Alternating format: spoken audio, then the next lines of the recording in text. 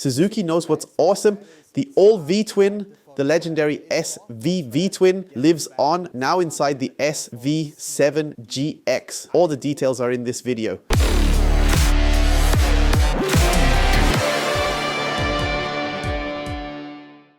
So, welcome to 1000 PS TV and welcome to EICMA 2025. As you can see, I'm not there in person, I'm here in the office, in the studio, but that doesn't matter.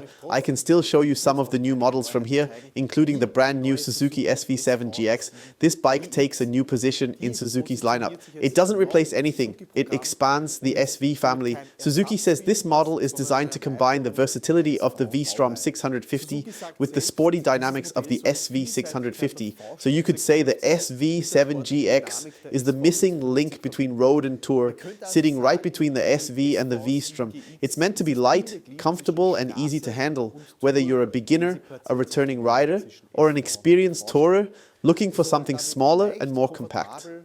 Suzuki itself calls this concept simply crossover. That means 17-inch wheels, an upright riding position, a semi-fairing that provides solid wind protection, and equipment that's ready for long-distance touring. But let's get to the heart of it, the engine, the famous V-twin, a motor many thought was long gone. People said, well, now that Suzuki has the new parallel twin from the GSX 8S, the old V-twin's days must be numbered. But Suzuki keeps it alive. This well-known 645 cubic centimeter 90-degree V-twin comes with 4 valves per cylinder, liquid cooling and double overhead camshafts, just like we know it.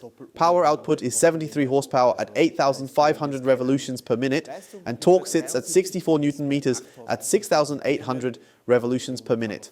On paper, that might not sound spectacular, but this engine has a legacy. It's been used in over 500,000 motorcycles. It's known for reliability, smooth performance, and that unmistakable, characterful V-twin sound.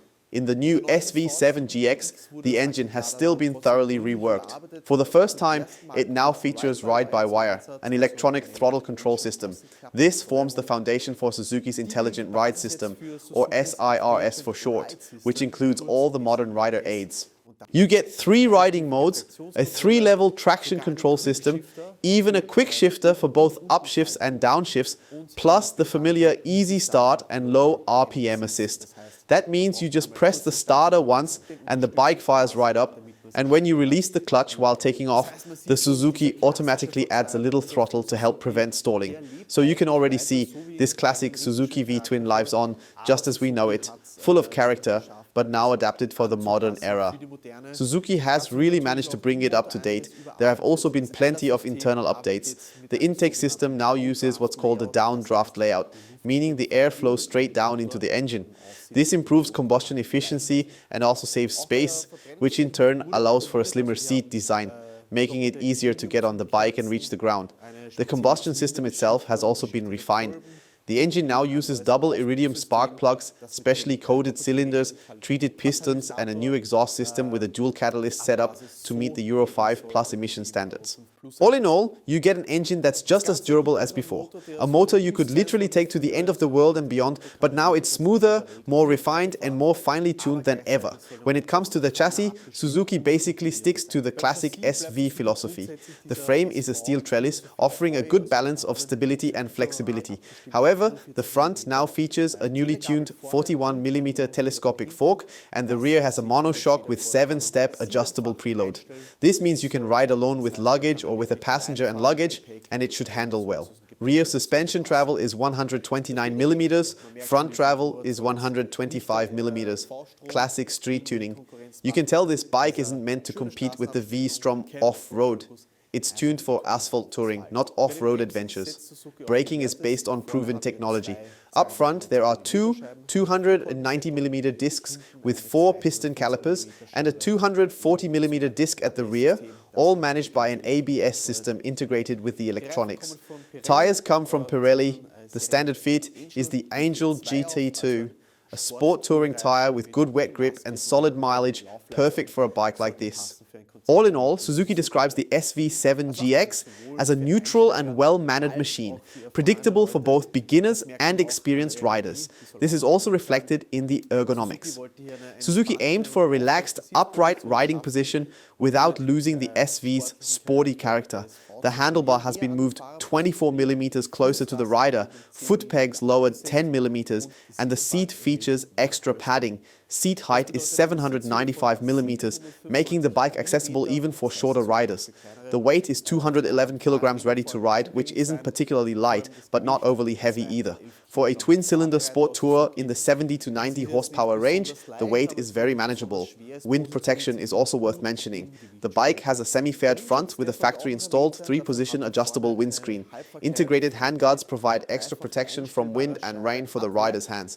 The 17.4-liter tank should provide a solid range, especially this classic V-twin.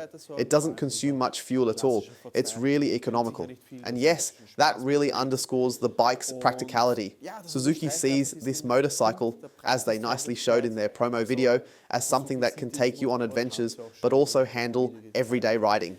The electronics have been updated as well, making it significantly more modern than the classic SV-650. The cockpit now features a 4.2-inch TFT color display that automatically adjusts to light conditions, so it works perfectly both during the day and at night. In addition, there is the Suzuki Connect Plus app, which allows you to pair your smartphone. It offers turn-by-turn navigation, call and message notifications, calendar information, and much more. Basically everything you could want. There is also an integrated USB-C port, so you can charge your smartphone while riding. Overall, the bike clearly shows its modernization. Visually, it's strongly inspired by the larger GX model, making it unmistakably a Suzuki Sport Tourer with a sharp LED front. While it does resemble other sport tourers in this class, it still fits perfectly within the Suzuki Sport Tourer family. No need to feel self-conscious. Finally, let's talk about colors. There are 3 options: classic Suzuki blue and white, a grey version with red rims that looks almost premium, and black with blue accents, which is very subtle and elegant.